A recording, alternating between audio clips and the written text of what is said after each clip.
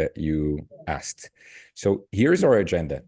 More or less, it's going to take us about an hour to complete everything end to end. I estimate 70 minutes with the interaction. And it's an interactive session. Like I said, I count on your engagement. Come on camera, engage in the chat, and let's have a conversation around the material for today.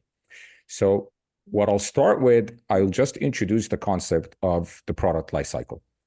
What is it? Talk to you about the common stages and so on. We'll then go to what I call the stage identification. Nobody's actually going to tell you where you're at in the product lifecycle. You don't join an organization and someone sits you down and says, hey, we are in the growth stage or we are in the introduction stage. You're going to have to learn that by seeing some signs or attributes or characteristics or signals. And then you're going to have a very specific goal depending on the stage that you're in. Now, the concept that we will use, or the metaphor, or perhaps even the analogy, is that we will think about your careers as a product in itself, and we will talk about the life cycle of your career as well. So we'll try to merge bringing the idea of the product life cycle and how you manage it from product management and apply what we learn in terms of principles and mindsets to your career. And we'll try to bring these two together today in the session, treating your career as a product and you as the customer or the user, which, by the way, could be two different people. And then, of course, everyone that cares about your career, your friends, your family, your mentors, your coaches, your network are going to be your stakeholders. So we're going to bring or bridge the gap between these two concepts. And I think it's a very powerful thing. So our first activity will be called Spot the Stage, which will help you understand how to translate what you learned in the first part. And you will be engaging with me over in the chat on spotting the stage of the product lifecycle. We'll then move on to navigating PLC, meaning we'll talk about what should you be good at what stage. So we'll have some of these examples. Then we'll focus on growth strategies. How do you grow? We'll talk about specifically 10 different growth strategies that you can apply. And then we'll talk about them in a product context, then in a career context, and you will help me with some examples. And we'll wrap up with reiterating how to succeed in the PM world, in the product management world. One of the most common short form of product management is PM, but it's also very confusing because it gets confused with project management and program management. I just used it for spacing reasons here, but I always try to say product management to avoid confusion. Then we're going to have an activity at the end where you're going to get a glimpse of what career coaching is about. So we will ask for a participant. There is no magic show or anything. We're not doing any tricks. We're actually going to ask for a participant from the crowd. And you will pick one of 4 different kinds of activities that we can do that would help you with your career. It might be a resume review, or you might need career advice or an interview prep question. And then I'll answer that question for you, and we'll take about 10 minutes to do so. Then we'll have an open forum with Q&A. Before I begin, is there any questions in the chat? Anything that is not clear on our agenda for today? Seeing silence. Okay, well, if you are excited, and maybe just give me a confirmation, put a thumbs up, say something in the chat, give me a virtual thumbs up or a real one. Yes, thank you. Franca, thank you. Unique. And well, yeah, Kareem, thank you. All right. Thank you, Nancy. Looking forward to learning. Awesome. Thank you, Greg. All right. Perfect. So this is good confirmation that you can all hear me and we can move on and get started. This is a little bit about me. For those that know me, you know that this probably would be the most uncomfortable slide for me because I don't like to talk about myself.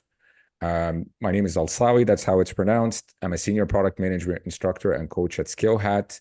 I'm also the founder and CPO at Prevail, and I'm the host of the Product People podcast. If you want to learn more about me and my experience, you can definitely connect with me on LinkedIn, and I'll be happy to connect with you. I see a lot of comments about people muting themselves. And yes, please let me repeat that. If you can mute yourself, it would help. Thank you so much. So we can focus on the class material. I think everyone is muted now. Just looking through the list here. Perfect, perfect. I hear quiet, which is good. All right. All right. I want to just first begin with talking about life cycles in general. Fascinating processes. We find them in nature. All living things go through them. You can think about it as a series of changes from a development stage to another stage. And you see examples of this in different places, without making this sound like a biology class, which no one wants, but think about butterflies as an example. Life cycle begins as an egg, hatches into a caterpillar, forms chrysalis, and emerges into a beautiful butterfly. Humans, although we might be different, we still go through the same, or not the same, but we also go through a life cycle, being a baby or infancy, toddler years, childhood, adolescence, adulthood, and old age. And typically it's linear with these examples, but we'll see that there's some exceptions to that when we talk about products. So the idea of products going through a life cycle is no different as a generalized statement. They also go through stages. Products go through stages. And our goal today is to understand the different stages that a product goes through, but more importantly, understand the reason why it's important for you to understand that. And the reason is, if you don't know what stage you're in, imagine that you're joining someone on a trip and you don't know where the destination is, you will not be able to contextually come up with the right objectives and goals and succeed to navigate through that journey. So you need to understand where you're at, and you need to understand where your single focus is. And that's what we're going to do for each of these stages. Hope it didn't sound too much like a biology lesson. So as I kind of introduced in the beginning, the mindset that we'll take, everything that I'm going to talk about today about product and product management in particular, we will apply to your career. We will apply to your career. And we will think about your career as the product. So you become the customer in this case, which is not easy because you'll be designing for yourself, which is typically something that you don't do when you're a product manager. Excuse me. And then, of course, your stakeholders are people that care about you, your friends, your family, your mentors, anyone that cares about your success. So the idea is to take some of these principles that we'll talk about in product management and apply them to your career. So this is a very important mindset, because you're gonna see that it's present in almost everything that we're gonna do today. Merging product management with managing your career as a product. All right.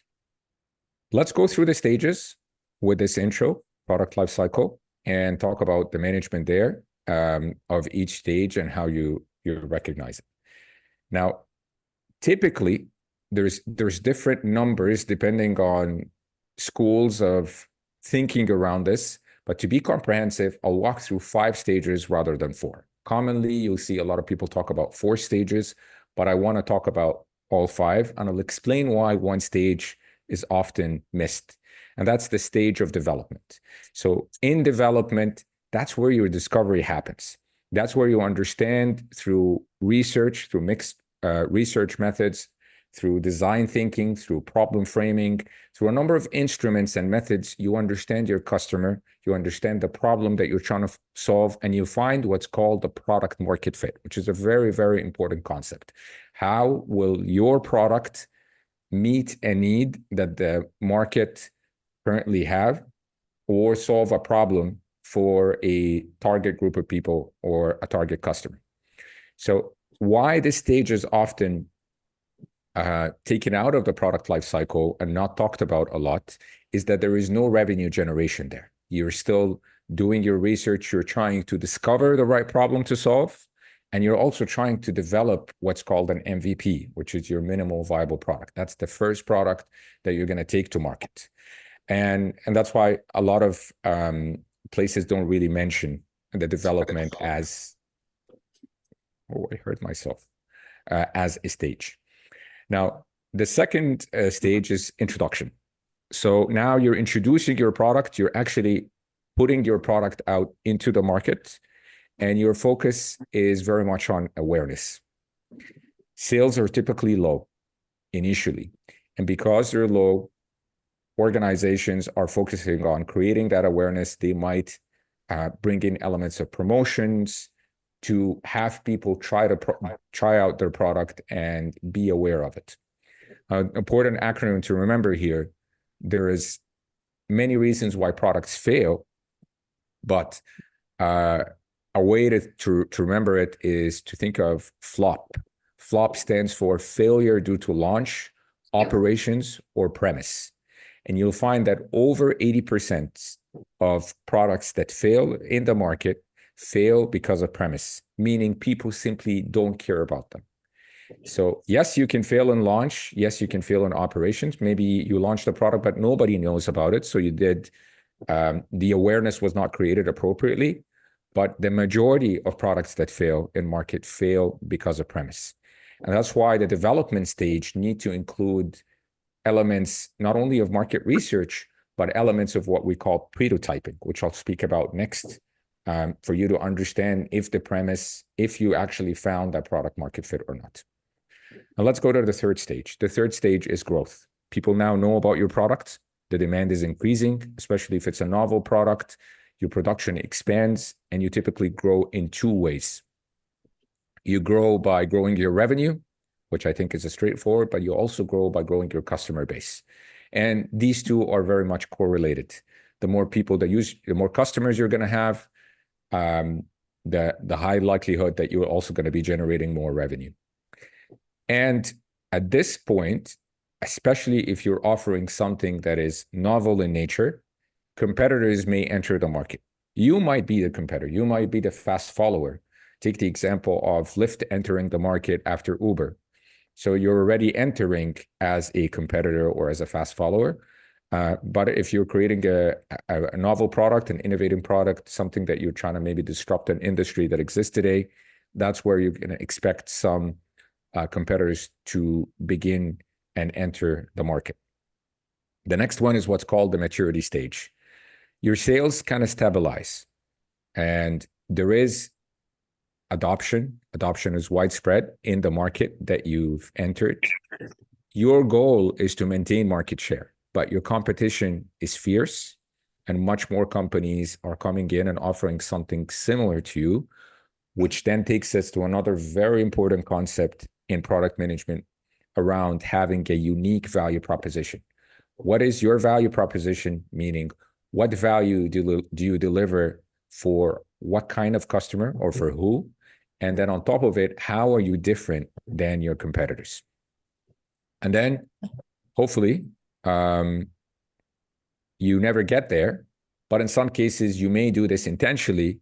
You have the decline stage. So sales decrease, your product may become obsolete and no longer something that your customers want. And this could be because a change of your customer preferences.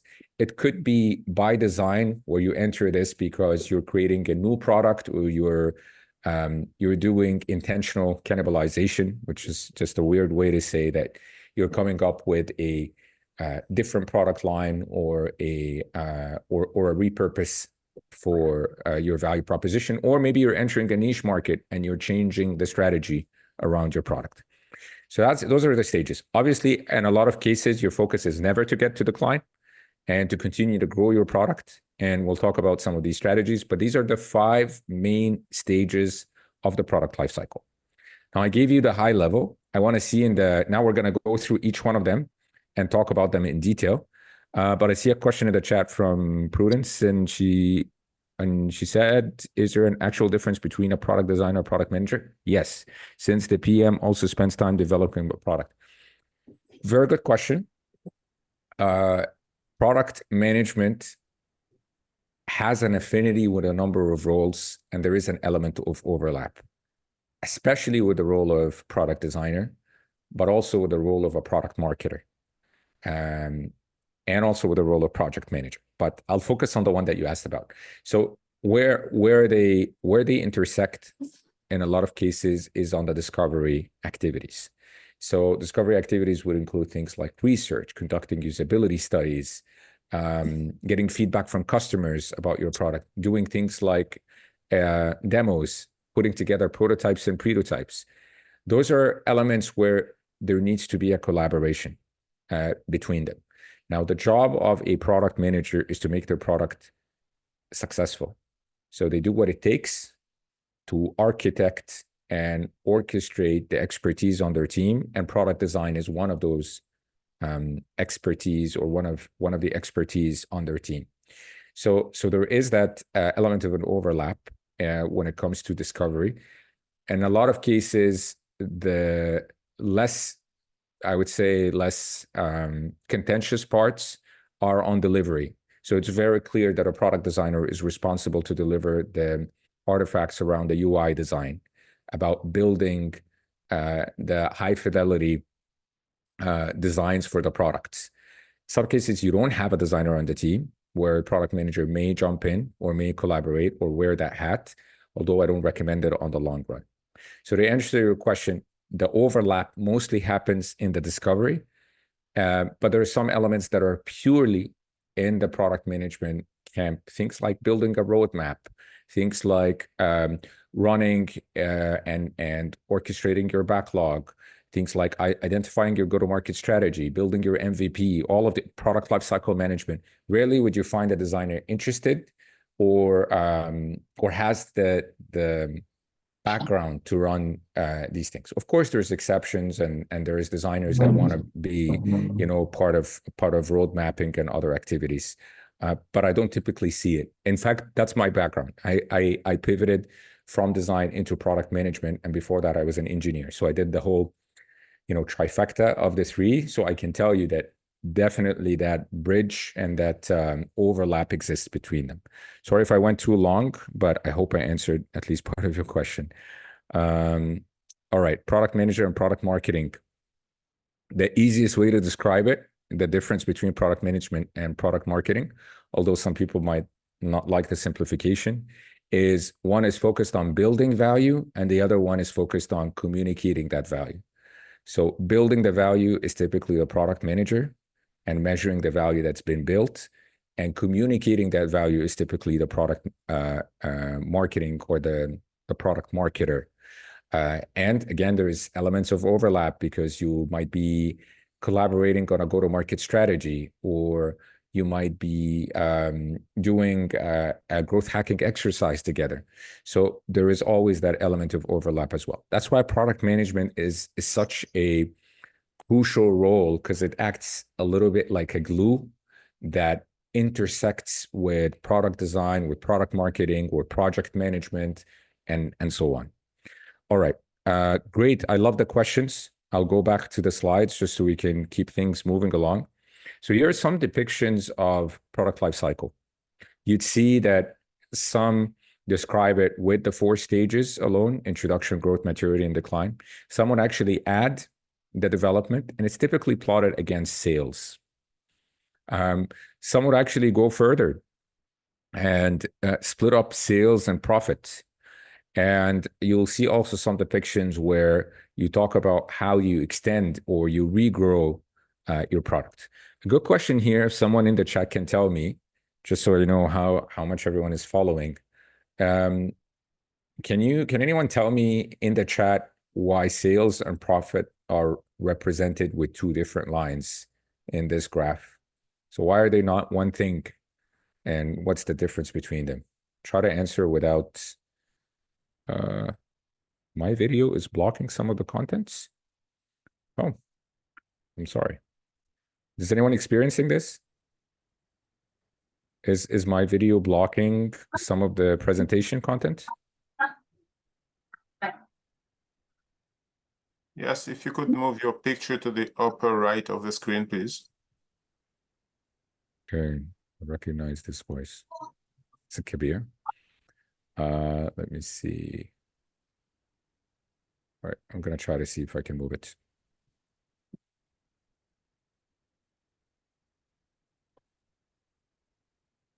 Yes, okay. Images in front of the slide. Only on this slide. That's interesting. Or was it also the case before and nobody told me?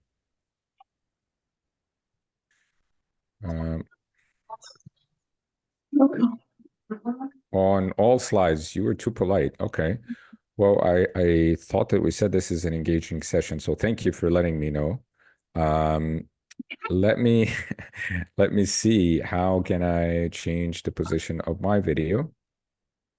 Give me 1 second here. I'm gonna look at the options. I see some people answering the question already. You can make a lot of sales, but no profit due to the flat line, low profit margins. Yes. Or maybe when your cost is high. So revenue is, or sales is your total revenue from sales. Profit is income remaining after you deduct your expenses. Someone documented, but I didn't see it. Okay, I'm so sorry I didn't see it. Let me fix that so you can enjoy the slides rather than seeing me in the process. You know what? Maybe for now, is it okay if we continue like this? You probably don't see me at all right now. No. Okay. Let me bring it back then and try to move it around. Video settings. Can someone mute, please? It's very distracting.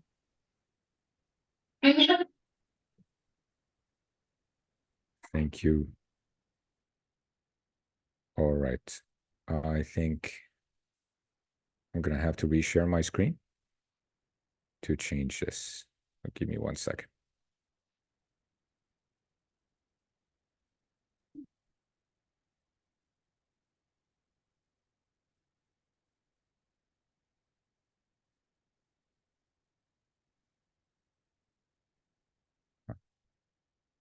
Well, for starters, I'll make myself smaller and I'll move myself maybe to the bottom right.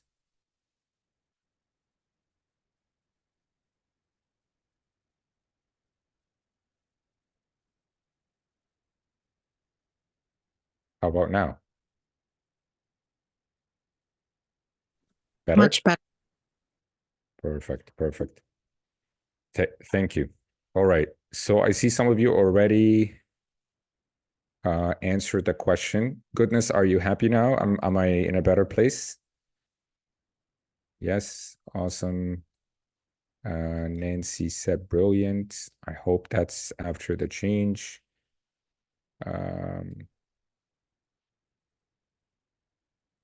Okay. Okay, you're golden now. I love the expressive. Yes, thank you. Perfect. Okay. All right. So you answered my question about sales and profit, and that was great. Thank you very much. All right. So now we're going to talk about stage identification. When you join an organization as a product manager, nobody sits you down and says, hey, welcome to the organization. We are now entering the introduction stage. Here is here are the things that you need to know. It doesn't happen. So because nobody tells you, you need a set of signals or attributes or characteristics to know where you're at in the product lifecycle, to identify each stage first. Once you realize the stage that you're in, you need to know the most important outcome that you need to drive as a product manager. Now, that's what I call the key objective. So OKRs is one of the methodologies that we teach at in the Skill Hat product management course, and it stands for objectives and key results. And it helps you set that single focus or outcome that you look to drive and measure it through a number of key results, so you can determine if you succeeded or not. So I'll give you an element of that, but what I'm focused on is two things that we're going to go through now before we get to our first exercise, is give you the attributes or the characteristics to identify each stage. And once you know where you're at, based on these characteristics, we will talk about what should be your key objective for each stage. And it's only one thing. I don't, it's very important that when you're looking for focus, focus is one of those great gifts that any product leader can give their team. But if you don't have that product leader and you're not working with one, then you need to set that focus for yourself. You need to navigate that for your team and provide that focus for them so they can create traction and drive outcomes. All right. So in development, let's take some of the attributes or characteristics. Investments are happening where you're still in discovery and development of the product. You're not generating any revenue. So a sign could be you're seeing a lot of research activities. You're highly involved in market research and prototyping. You're following maybe a design thinking methodology. Or maybe you're further down and you started building your product, but you haven't launched it yet. But the bottom line is you're not generating any revenue. You're looking at the revenue and you're not generating any. So that could be one sign or one characteristic. The second is you're building a lot of prototypes and prototypes. And a lot of people know what a prototype is, but not a lot of people know what a prototype is. Does anybody know what a prototype is? And if you do, take to the chat and try to explain it in maybe a sentence or so.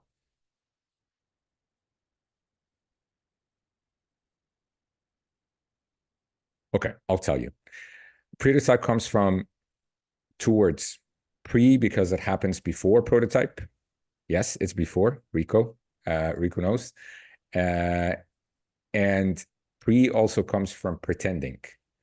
So the idea is to pretend that your product already exists. So, and then see how people react to it. That's where I was, you remember when I said flop, failure due to launch, operations, or premise? The idea of building a prototype in the development or discovery stage is for you to know if people care about that idea or not. But you don't know that through market research, through traditional market research. So you don't go asking people hypothetical questions about, if we were to build this product, what would happen? Would you use it? Because people would lie, not because they're bad people or they're mean to you, because there's lots of false positives and false negatives, and they are really bad predictors of their own behavior.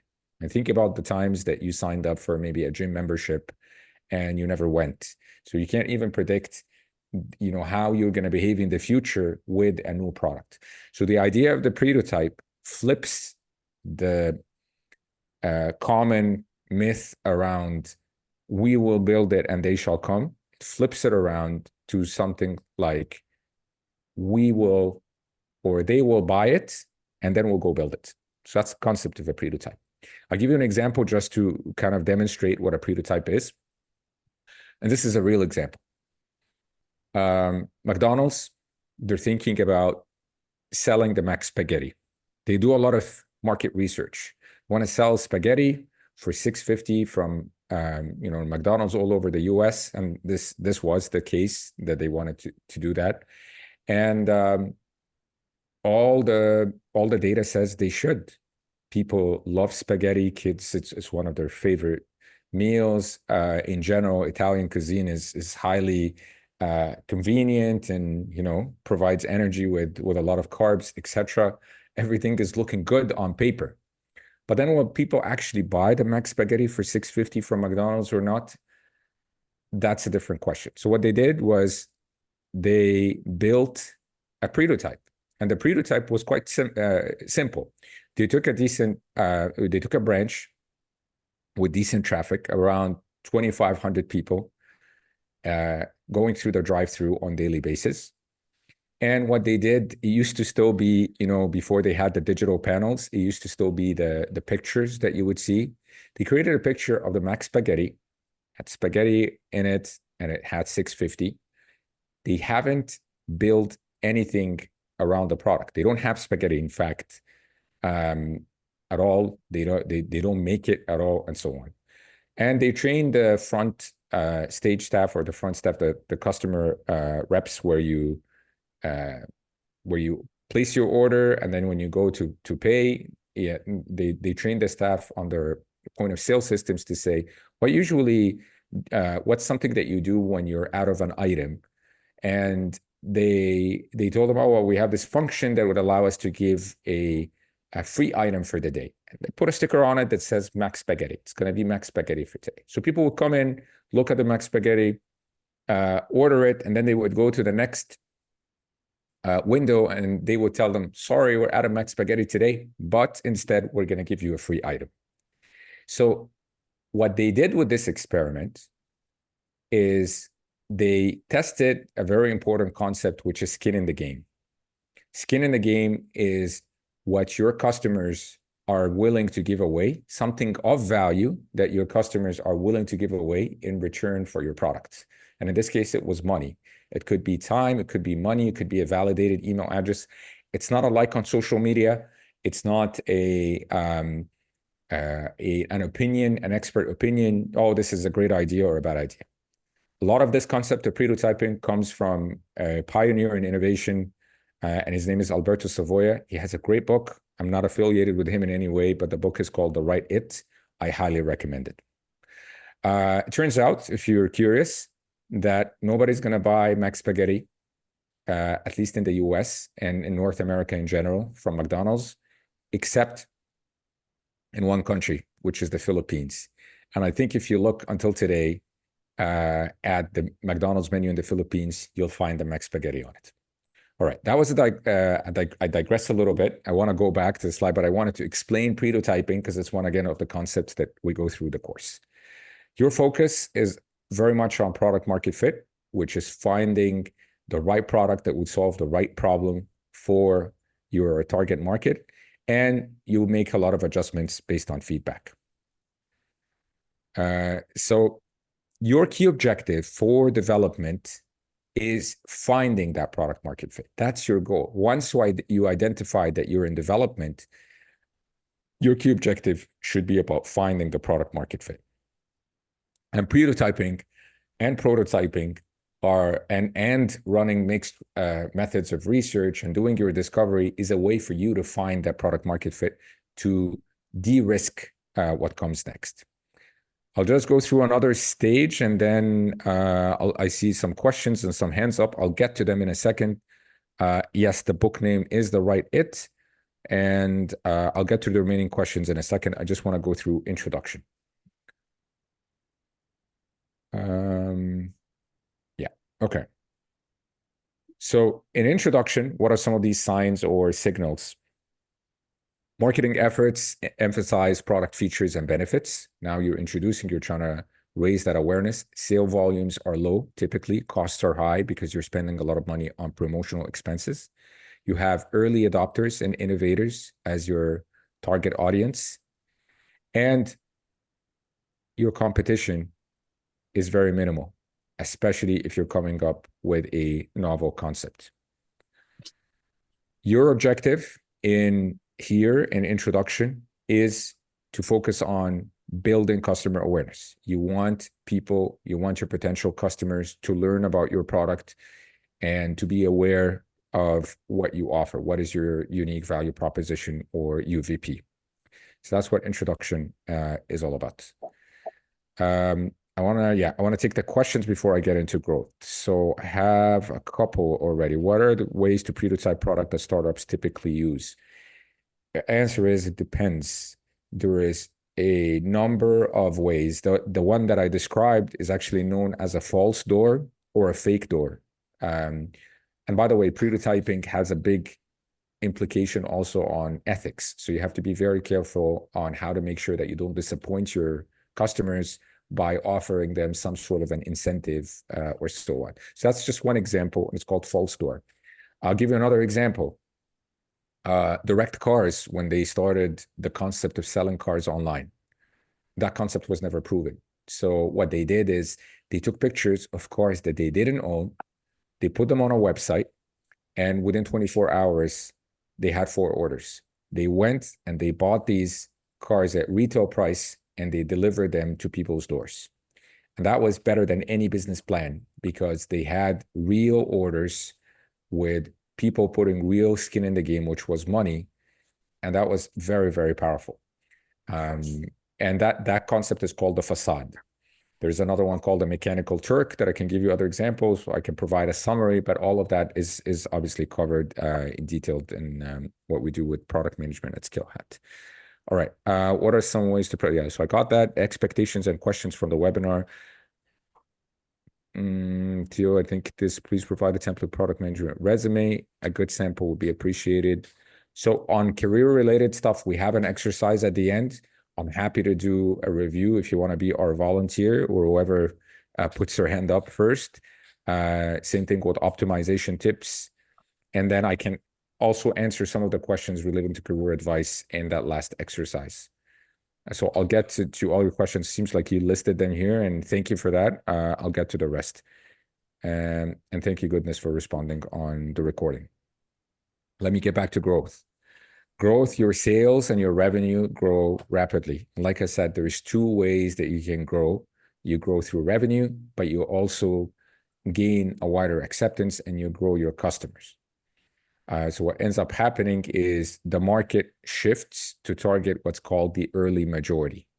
The early majority is really a representation in which you're bringing in a new concept. It could be a new technology and so on. And it's the first sizable segment of a population of your target market that would adopt that new innovation. So it's kind of sits between what's called the first mover after you kind of achieve that initial success. And it's also before you have competitors enter the market. So it's kind of that element in between, or that stage in between, where you would describe that group of people as early adopters or early majority. And distribution channels would expand. You might be going to different channels to talk about your product or sell your product. And your profit margins would also improve because now you have economies of scale. You have, ways where you can save in how you produce and you deliver the product or the value of your product, because you're doing it at a bigger scale, because your customer base is growing and your revenue is growing in the process. So that's growth in terms of science. Now, what is your key objective in growth is, naturally, you want to grow revenue and you want to acquire new customers. Those are the two things that you want to grow as part of the growth stage. Now, we get to maturity. Intense competition starts happening. Similar products may enter the market and compete with you. It's typical that you would find price wars where, there's maybe elements of price matching or competitors talking about others within the market. Maybe your competitor is offering something better, and you'll see that there is a lot of competition. Your marketing focuses on brand loyalty and customer satisfaction, because obviously you want to differentiate, and you're looking at how you can enhance your product so you can enter more of that growth stage again and differentiate. And you might also think about diversification, whether through building a product portfolio where you have a number of products relating to a speech therapy purpose. appointment is more important to me than our bed. Sorry, let me mute here. Thank you. And then from there, I can tell you that your key objective is retaining your existing customers, or potentially going back to a growth stage by introducing new product enhancements. But your key objective is you don't want to lose your customer base in maturity. And finally, we come to decline. It's a place that typically you don't want to be in unless it's intentional, because your sales decrease and you have reduced profits. Your company may discontinue the product that they're offering. You will typically see cost-cutting measures are implemented, and you would see what's called product cannibalization. And that's common in decline. So you might come up with a new generation of product, or you might do a product overhaul. And so someone just asked, Renata said, what's an example of deliberate decline? It might be one of those two things that I just mentioned. You have a new generation of your product, so you're basically sunsetting and you enter decline willingly, or you want to completely overhaul your product and build a new one. And you might be looking at things like exit strategies. How do I phase this out? And how do I do that with as much cost recovery as possible, which takes us to the key objective. You're trying to extract every last minute of value and recover cost whenever possible. Why would it happen? There's a number of reasons. Maybe it could be changing consumer preferences. Maybe your market has changed and their preferences has changed. Maybe there is an advancement. Think about, moving from a technology advancement, maybe before video streaming and bandwidth support for video streaming was a thing. DVDs were maybe very popular. But because of this technological advancement, if your product is delivering DVDs and maybe you're a blockbuster, or just as an example, it might be a reason for why your product would enter decline. It also might be market saturation.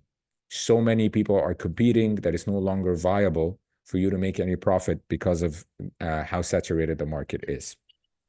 So those are all examples of some of the reasons why you enter decline. Now, when I'm looking at the time, and I need to speed up a little bit, there are, unlike humans, when we spoke about life cycles for humans and butterflies, typically things are linear. I know some might argue that there is anti-aging supplements and possibilities for you to turn younger, but typically it's a one-way, it's a linear process. When it comes to product, it's different. The stages are not always linear. Some products will have a variation of this. So while we spoke about it and we covered them with numbers implied that development happens, then introduction happens, then growth happens, then maturity happens, then decline happens, it's not necessarily the case. So what are some of these exceptions that might cause you to change in a non-linear or to traverse that product life cycle in a non-linear way? Number one is market dynamics. Market conditions changed. Maybe your consumer preferences changed. Maybe, again, an advancement in technology change. So, for example, a disruptive innovation happens and it accelerates your product decline or propel it to grow unexpectedly. So think about maybe, well, maybe I'll leave that example, but think about streaming again and bandwidth of being able to stream, and maybe it's something around AI, maybe Gen AI, and you can generate a relevant content. You add that to your product, whatever it is. It could be one of these reasons where the market dynamics is changing. Could be also product iterations. You succeeded to iterate on your product in a continuous way. You improved your product, and these updates can impact your life cycle, where you may be a mature product already, but because of all the value that you're adding with the new features that you're delivering, you have what's called a renewed growth after those significant enhancements. So you go from maturity to growth to maturity to growth again, and so on. As a wave that, or as a result of these product iterations. Iterations is basically a way to say that you're doing multiple or many, I don't like the word increments, but it's sprints of work where you deliver value rather than waiting for a really long time to launch a product, but you iterate on the product and you deliver value that way. It could also be external events, economic recession, maybe a regulatory change happen, something like a pandemic hit, COVID hit. Maybe that would disrupt your progression. You no longer can sell to people the way you used to sell because everything shut down. And a lot of businesses face that. So that's an example of why, again, you may enter decline before you even reach maturity, as an example. You also have a change in competitive landscape that might trigger this nonlinear exception. Intense competition. It might alter the trajectory. Maybe you're facing strong rivals. Maybe that would result in you perhaps skipping growth and move directly from introduction to maturity or decline in that case. And niche markets. And with that comes also revival. So some products, as you build them, you might think that you're solving a problem for a certain target segment. And by time you realize that there is a niche market or your product is helping an unexpected group of people with some value. So you pivot. You pivot meaning you change direction and you focus on that. You maybe focus on that specialized audience, and that may allow you to extend your life cycle beyond the expected linear pattern. Thanks for the reminder. Goodness.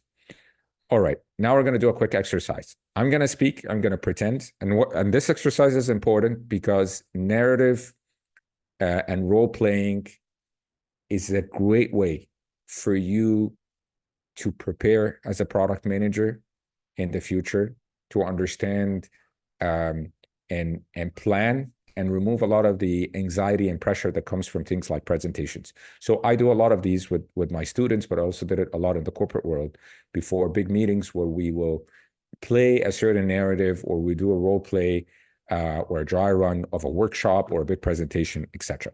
So we'll do that very quickly here. Should take us less than 10 minutes. And here's the scenario. And I want you all to be engaged in the chat with me. So please get ready. The scenario is, the activity is really about spotting the stage. We went through the 5 stages. I gave you the attributes. I gave you the key objective of each of the stages. Your job is, I'll pretend that I am someone that I'm not, where I will explain to you a scenario about a coffee shop, and that coffee shop sells a new specialty of coffee blend, and they sell it online. So I'll have a hypothetical conversation, and your job is to tell me what stage are we in, so I can validate that you actually understood the concept that I went through. All right, if you're ready, maybe give me a thumbs up and make sure that you mute yourself. I hear someone that is not muted, and I'm trying to find them. Thank you. They did it on their own. All right, I see 1 thumbs up, 2. Cynthia, thank you. Melody, thank you.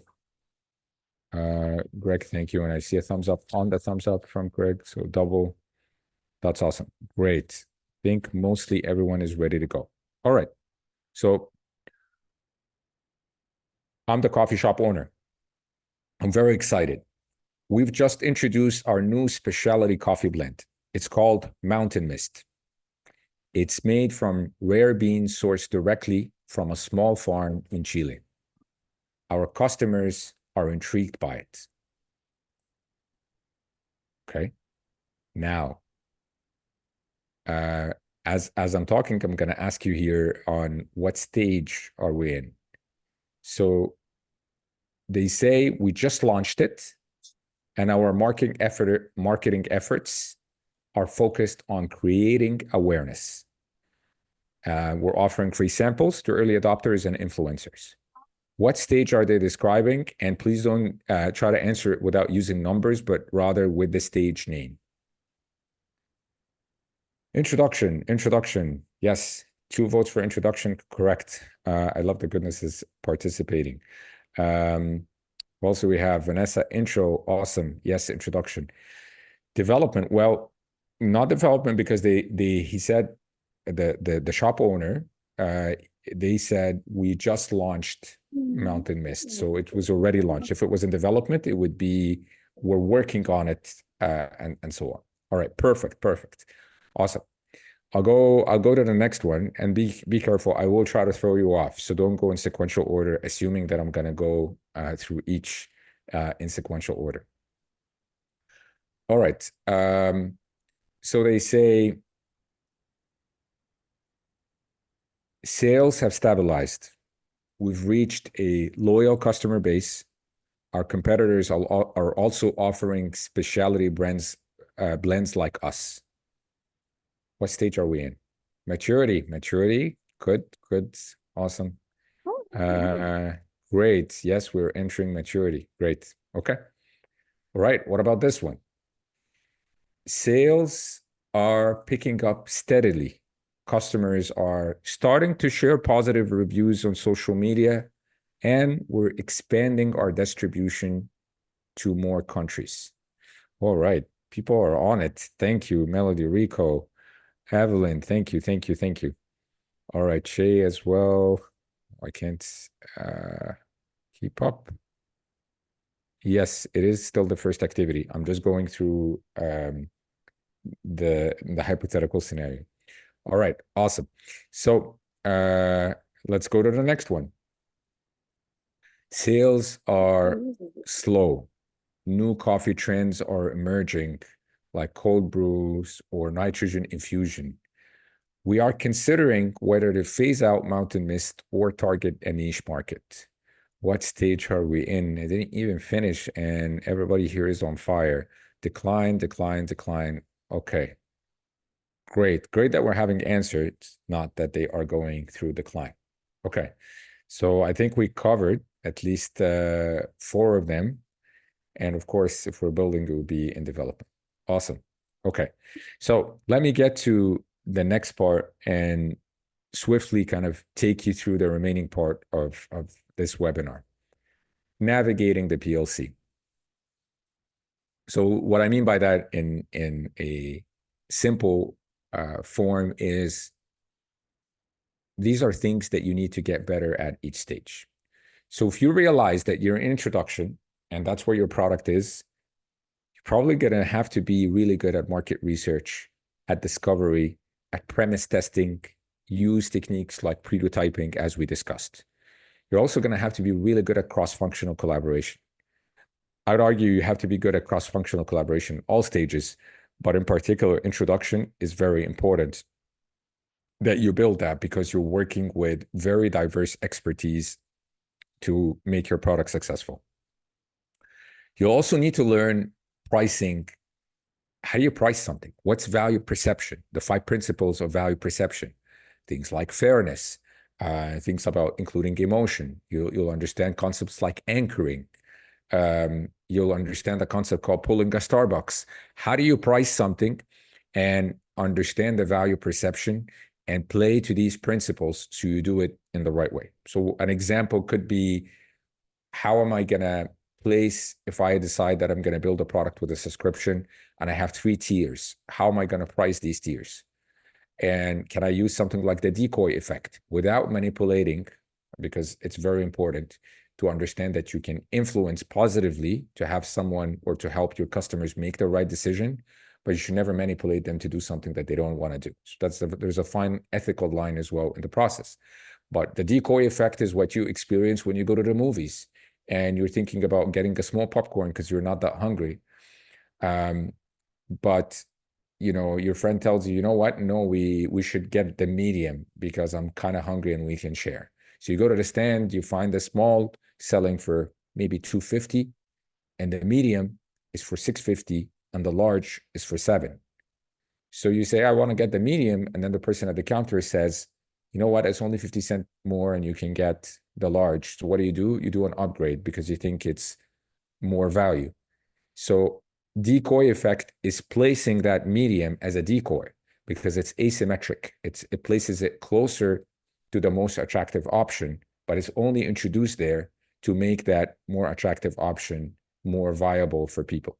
So there's a little bit of cognitive ability for you to learn things like that so you can price appropriately. In growth, you need to scale up operations. So you need to understand, how do I scale things up? What does scaling take?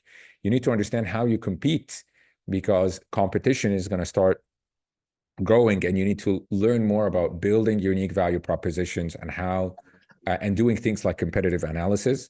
And you also need to think about ways where you can acquire and grow your customer base. In maturity, your focus is going to be a lot on market differentiation. Again, that unique value proposition. What value do you have? What are your product features? Pricing strategies are going to come back in a different way because you're iterating on pricing strategies, not a set thing that you have. It's an iterative emergent strategy. And you might also learn things like portfolio management, where you have a diversification of products. And then finally, in decline, you'll learn more about exit strategies. How do I allocate resources effectively? How do I maybe re-innovate? And that's why the business model canvas is a great way. And we also do that in the course. So these are some of the factors or things that you need to be better at depending on the stage that you find yourself in, based on the characteristics or attributes that we discussed, and driving the outcomes that we went through. All right, I'll wrap up with a couple more slides. So how do you grow? How do you grow at every stage? We'll cover 10 ways that you can grow. But what I want you to do now, remember that metaphor that I use, or I guess it's more of an analogy that I used early on, where I wanted you to think about your product, your career as a product. That's what you're going to do. So first, we're going to go through the growth strategies. For each one of them, the structure will be, I'll explain what the strategy is. You know, for people that do strategy, they might argue with me that it's more of a tactic rather than a strategy, but that's okay. I'll call it a strategy for now. How to apply it, and I'll give you an example. And as we go through it, I want you to think about what would be the equivalent of applying this product growth strategy with the product being your career. So we'll do that towards the end.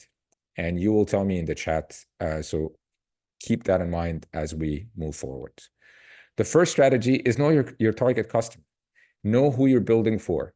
Understand that you're not going to be able to build for everybody because you will not be able to add value to everybody. So where is your focus? And understanding who is your customer, what are their needs, what are their wants, what are their pain points, what are their preferences. So you'd be using multiple instruments to do that, from market research to experimentation, like we spoke about with prototyping, and you'll be able to model your users.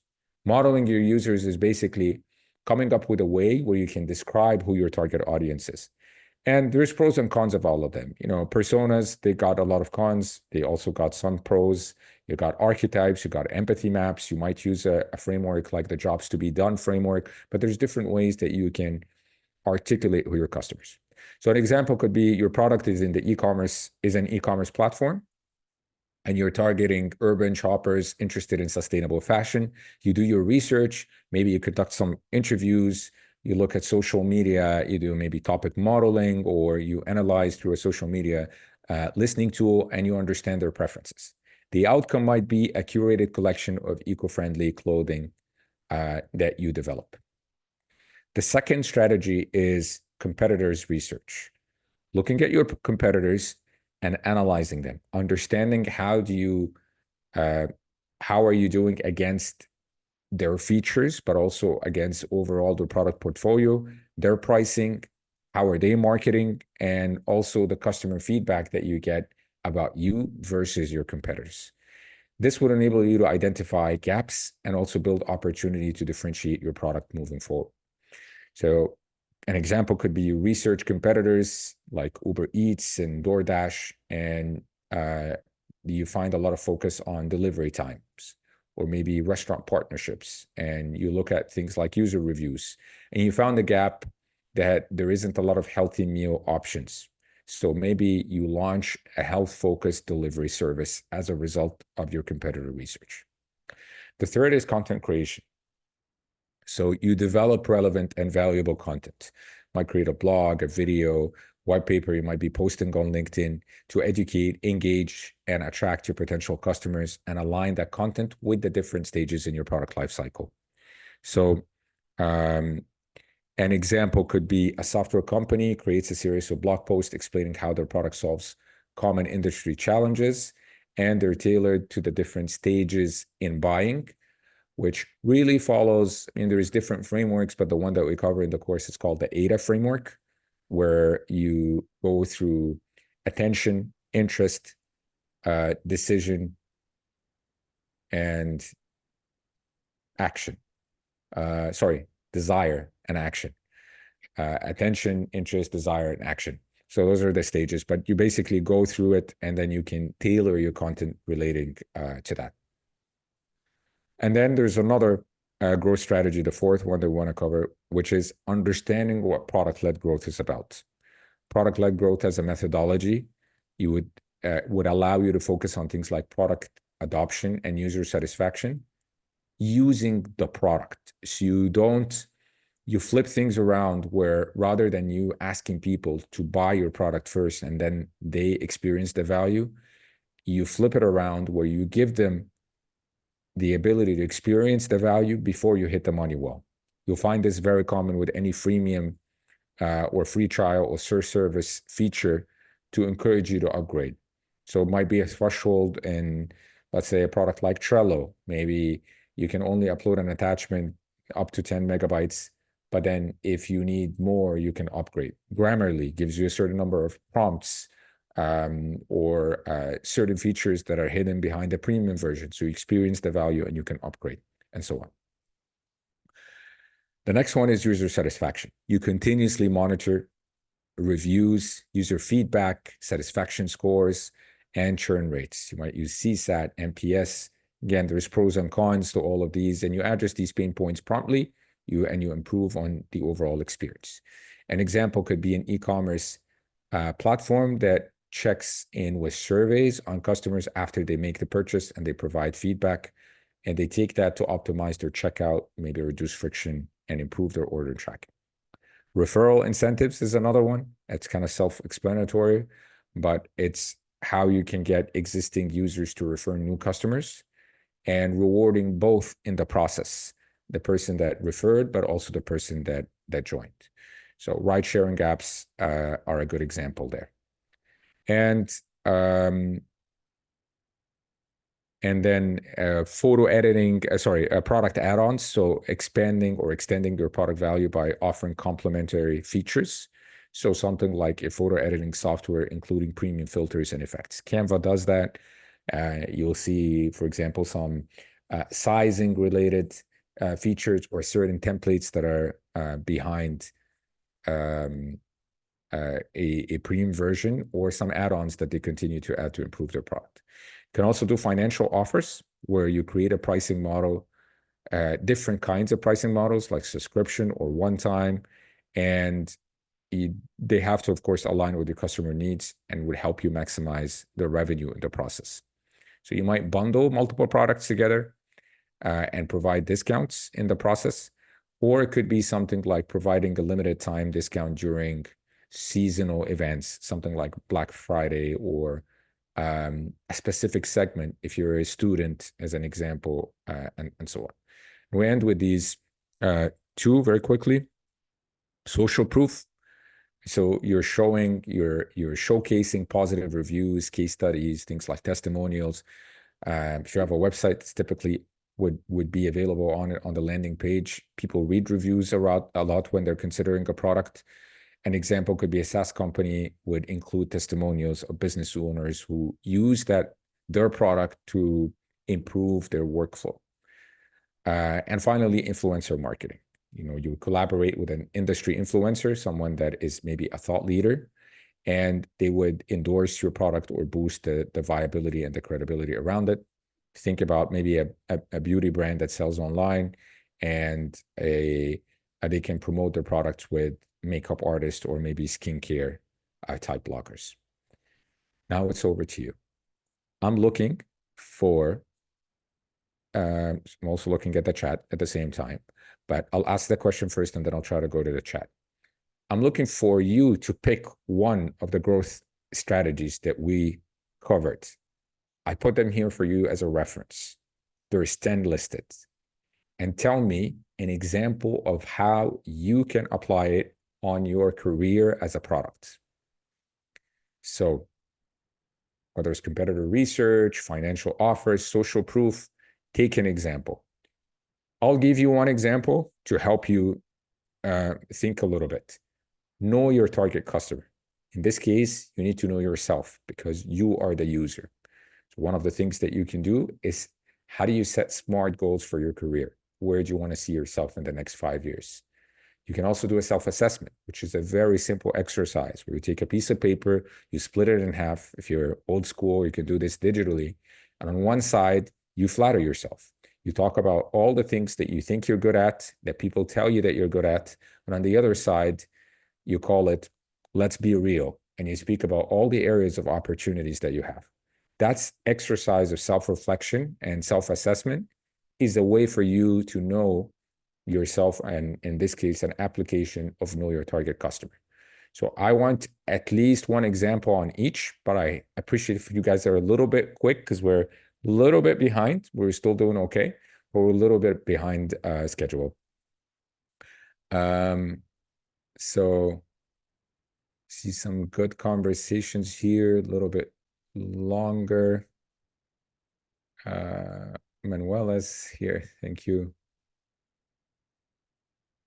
Okay. User satisfaction, getting feedback from peers to find gaps in my skill sets. Okay. Yeah, you could be getting feedback, finding out, or maybe team members. Yes. Competitive research, identify market gaps, understand, differentiate your product, learn. Well, I get that, but I want the application on the career, Orang. That's my question. Content creation, portfolio, maybe. Maybe it's also you going on LinkedIn and sharing with everybody your journey of learning into and how you're getting into product management. Maybe you're posting about the conference that you went to and what were your top 3 takeaways. Or maybe you make a post after this session and you speak about what did you learn from it, and people will start following you to as you share your journey, and that's a way, because you're basically promoting the product, which is what you're offering, and you're promoting yourself in the process. Giving someone payments when someone refers a new client to your company. Yes. And social proof could be something like a recommendation that you received from a manager or from a customer that you served in the past. So these are all good examples. My goal was to try to get you to apply the mindset of thinking about your career as a product and bringing it here. So I want to see a little bit more examples, if possible. Yes, thank you, Greg. That's a perfect one. Product add-ons. Product add-ons, upskilling. So you're basically upskilling, or you're aligning and you're building more skills that would help you towards your career goal. Yeah, that's a product add-on to your career. Or maybe pivoting while learning a new area. Great example. All right, awesome. Thank you, Greg, Nancy, and I think it's Annie or Anne. Sorry if I missed it. Evelyn. Awesome. Thank you, everyone. Orang. Social proof from goodness to get reviews from people who have worked with you. Sorry, I missed that recommendation. You already had it. Awesome. Perfect. Great examples.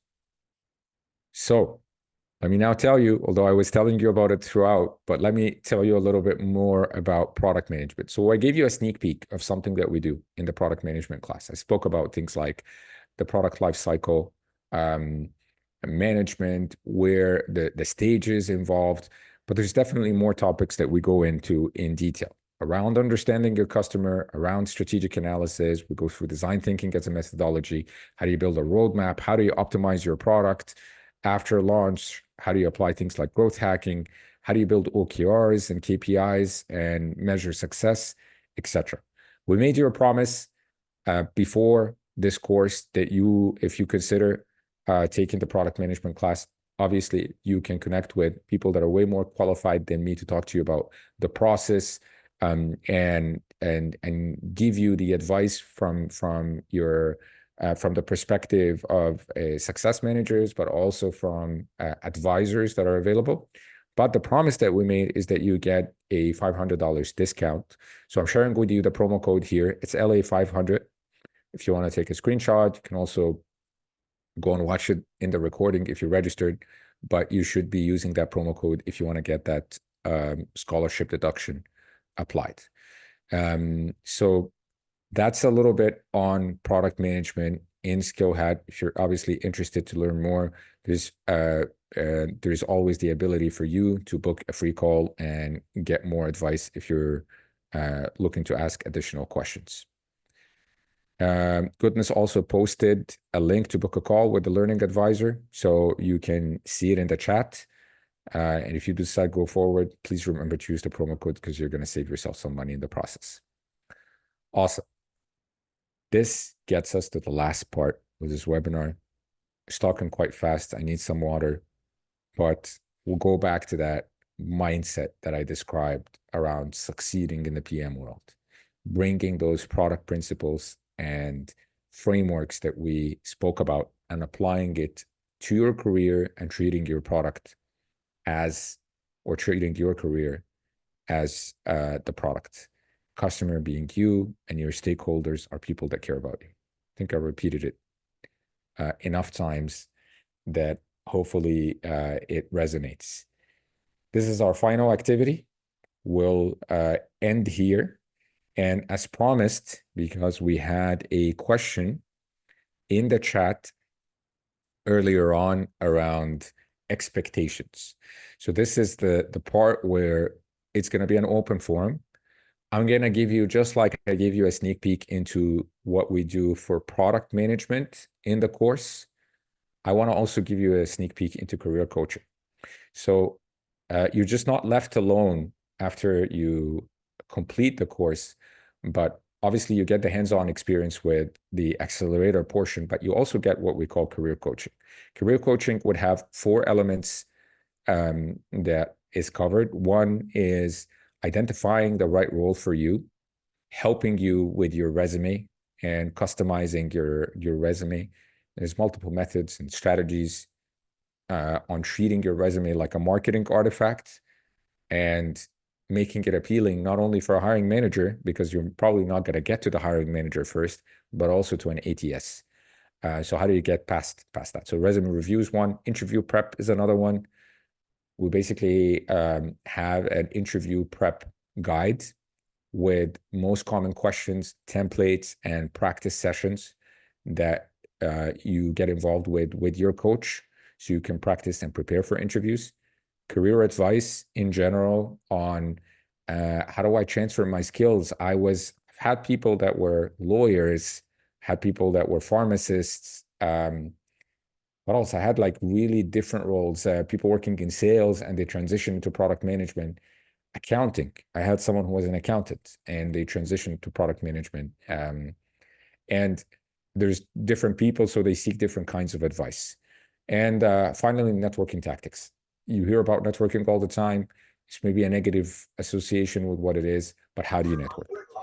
So what I'll do now is first I'll try to mute whoever was talking, and I'll end with I'll actually ask you all, not at the same time, but I'm trying to keep up with the Canadian-based company.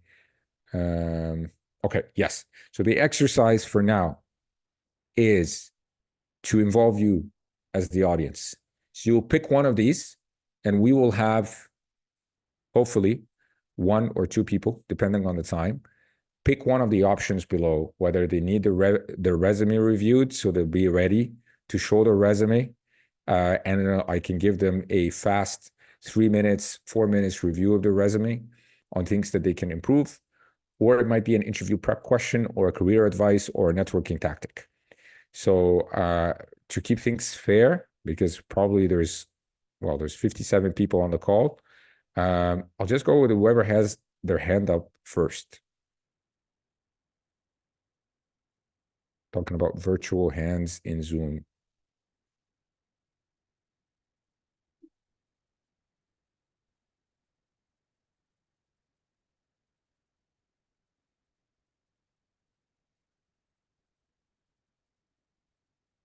Yes, the recording will be shared.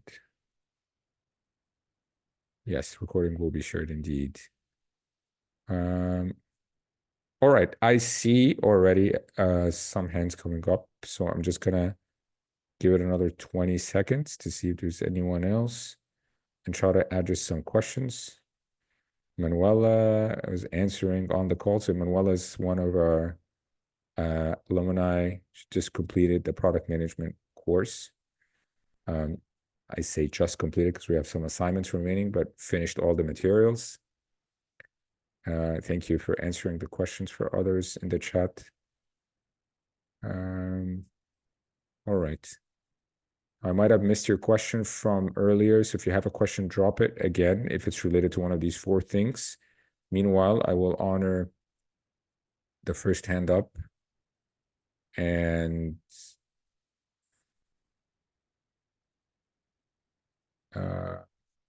yeah, and I will talk to Adidayo. Sorry if I'm butchering your name. The floor is yours. You can unmute yourself and ask your question.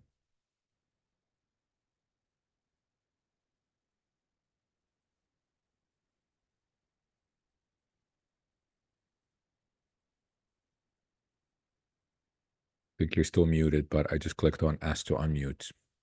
If you want to answer your, if you want to ask your question, Adedayo,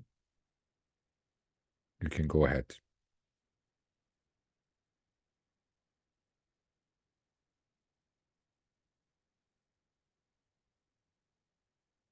Right.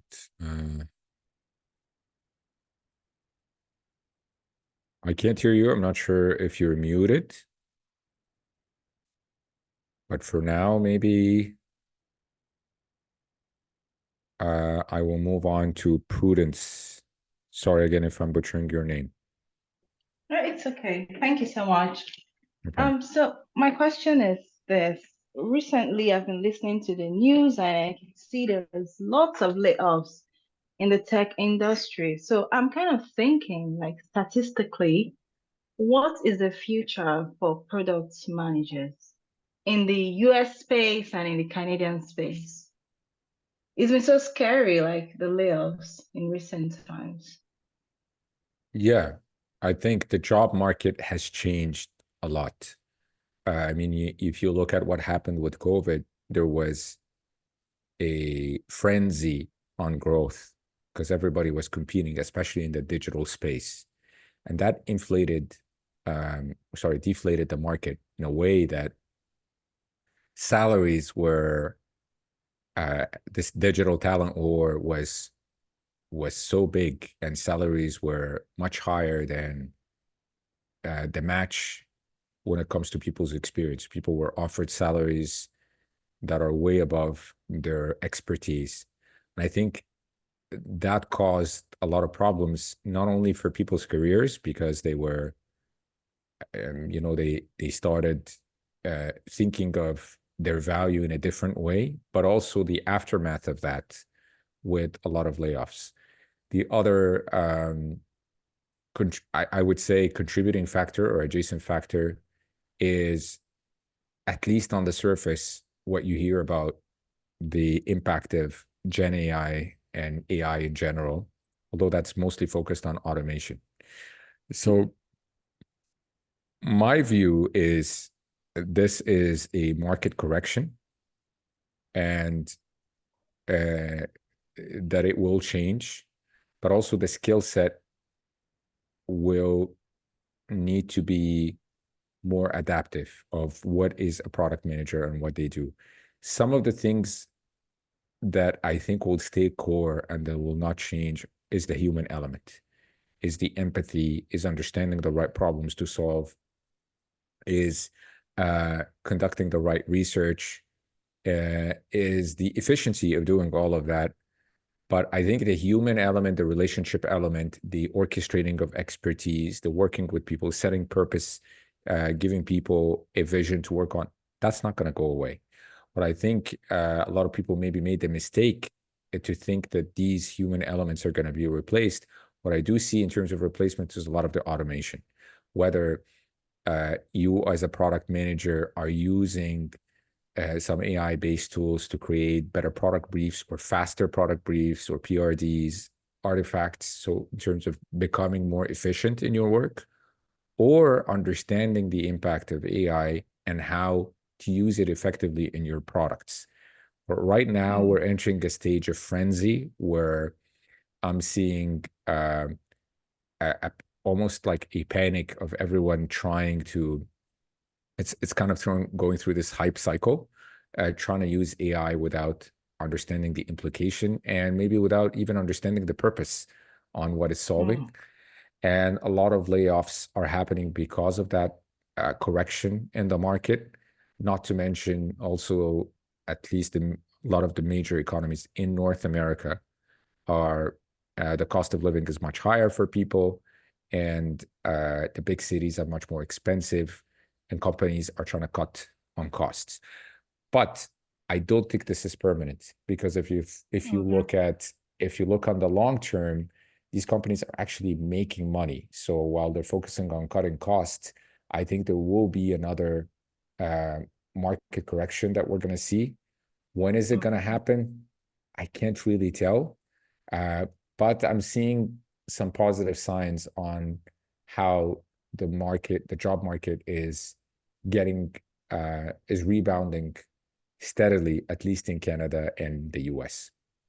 Okay, thank you. So my second question would be, I recall you said something about transitioning, how other professionals like lawyers and others have transitioned into product management. So I'm a lawyer, I'm a business lawyer, and I would like to transition. However, something I noticed when people get some of these certifications and they still don't stand out. So it's more like they have to go back and probably get like a master's degree in maybe a computer science related course or whatever to be able to break in. So for skill hats, like how do they navigate through this process for those of us who are looking to pause law and transition to PM?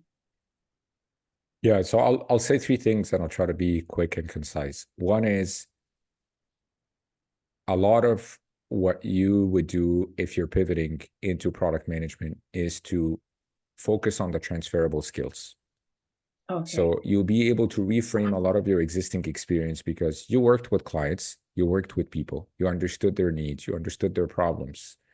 You crafted proposals for ways to move forward. So all of these like transferable skills when it comes to empathy, asking better questions, and so on, we will be able to reframe and reuse. So it's not experience lost, it's experience reframed from a product management angle or perspective. So that's number one.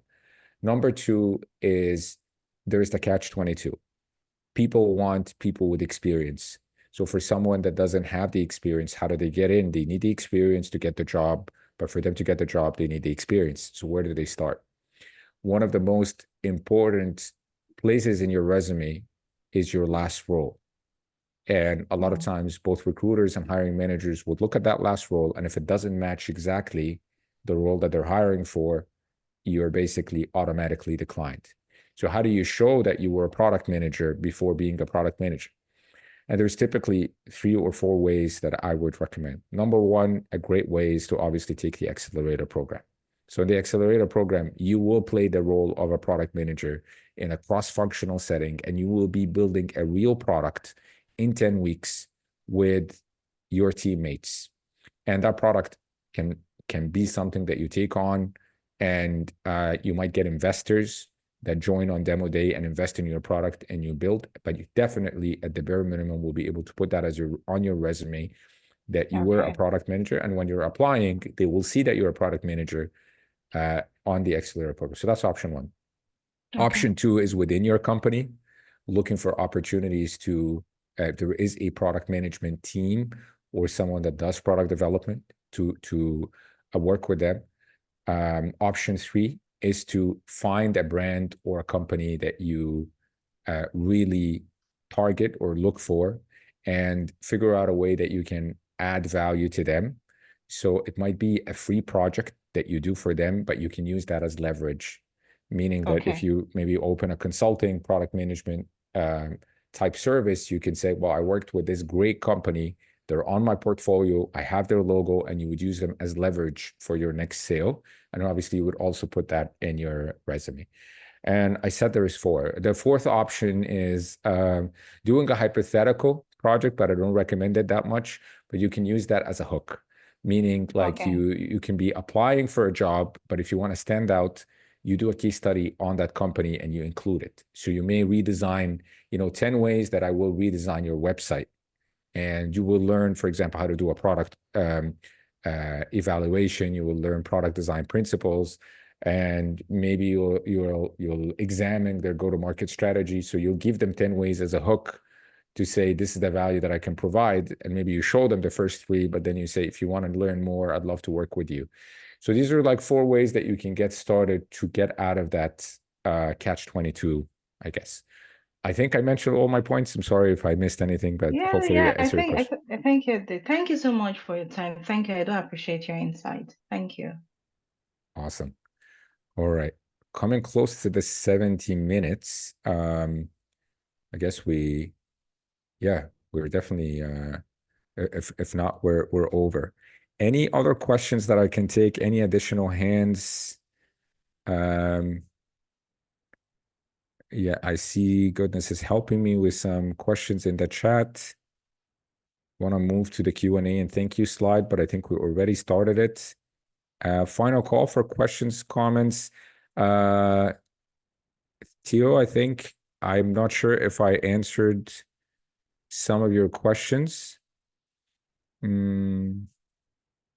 I can try, but I do also see a hand up. Aaron, maybe I'll go to you. Hey, sir, how's it going? So my question is, because I'm in the actual skill hat, I'm a student, and I'm going for a BA. So what is the steps to maybe transition into project manager? What are the steps? That's a good question. I think there is your centricity is going to be different. Your anchor is going to be different. It's going to be less about business requirements and requirements gathering in the traditional business analysis sense. And it's going to be a lot of focus on external customers, on discovery elements, on things like roadmaps, building MVPs, etc. So there is also an element of overlap. So you bring a lot of transferable skills from business analysis into product management. In terms of steps, I mean, look, you have a number of options. You can obviously take the course, the product management course, and that will give you the fundamentals, and you can kind of tell for yourself. There are some people that I would recommend you connect with that did a similar transition like you. They were BAs. Those will be great people to speak to. They were BAs and they transitioned into product management. So find those people. They might be already at Skillhat, or you might find them on LinkedIn. And I can definitely help you craft an outreach message if they are someone that you never, met. How do you create that message is one of the things that I do as well for networking. So how do you get responses and get them engaged? But it's one of your relevant targets. Get to talk to people that made the transition, learn from their experiences. So that's option 2. So option 1 is take the course. Option 2, speak to someone who made a similar transition to you. And 3, depending on you, of course, is to also do micro learning or micro courses. There's a number of smaller courses or workshops that you can take, and books that you can also read, podcasts that you can listen to, but it's not going to be a structured way of learning, but sometimes it suits people and they kind of build on that. And I'd say number 4, which I think is very useful, is find a product that you want to build. You'll learn a lot from trying to build a product, whether through the accelerator or you come up with your product on your own, because you don't learn just by learning the theory. You learn by switching between learning and performing. You learn something, maybe you learn how to create a roadmap, but you already have a product and your problem is you don't know how to create a roadmap for that product. Now you go and you apply that and you build a roadmap, you get some feedback on it, maybe from people in the practice, and then you go back and you refine it. So having a real problem, a real product that you can apply the theory that you're learning and switching between learning and performing would be the 3rd thing that I would recommend for you. These are the 3 tips. I'll keep them to 3. Okay. Thank you, sir. Appreciate it. No problem. Mo is just mentioning to everyone that discount code will expire in a week. All right, will go through some of the questions from Theo now, just to make sure, and I'll try to be quick. So first question is, can I provide a sample template on product management resume? A good sample would be appreciated. What are the best practices in framing a PM resume? I don't have a sample that I can provide right now, but I can do, just because you asked the question, I can give you an example of some of the tips. So one of the key tips that I would recommend is use the Pareto principle or the 80-20 principles. What does that mean?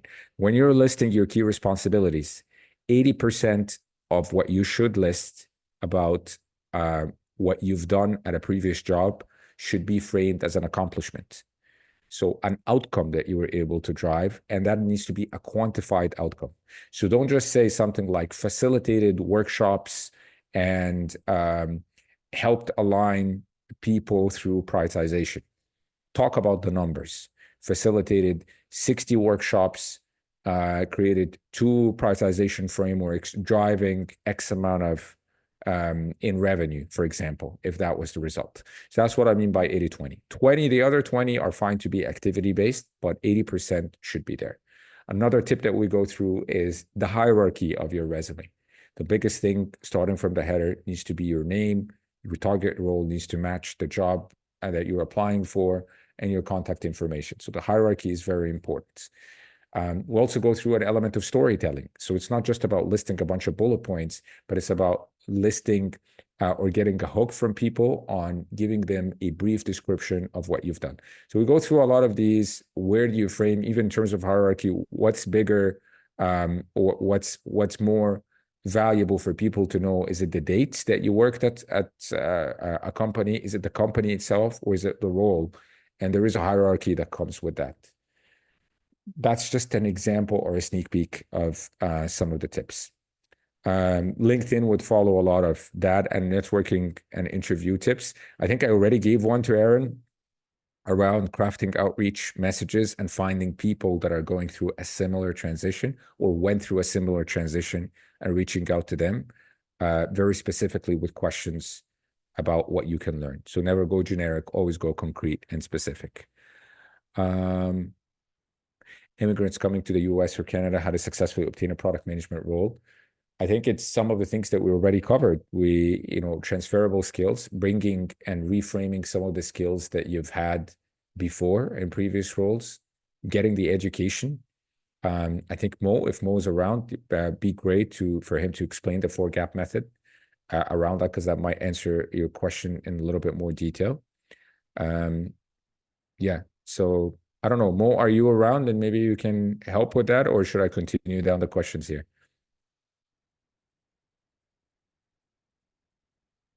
Okay, I'll wait to see if Mo's going to respond. All right, how does the Skill Hat product management program work? What are the successes of the previous students? How job ready are they after completing the program?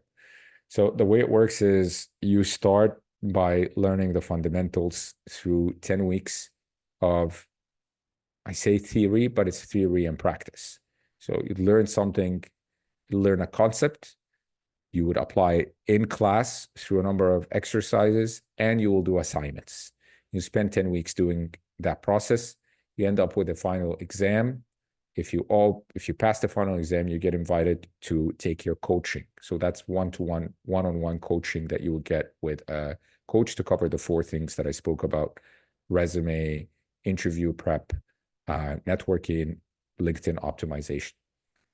You'd also go then to the accelerator program, where you'll be building a product for 10 weeks while working with your coach as a journey to find your next role and helping you through the process to the 4 things that I spoke about, and adding that experience on your resume through the accelerator program. That's it in a nutshell. All right, sorry if I didn't get to all of them, but I try to get to as much questions that I can. I'll leave it there. Is there anybody else that needs anything before we conclude for today?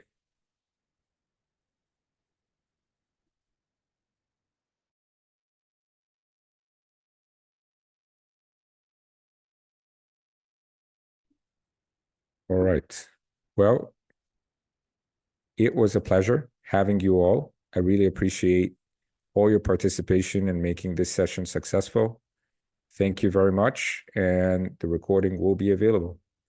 Thank you, and have a great rest of your night, day, wherever you are. Take care.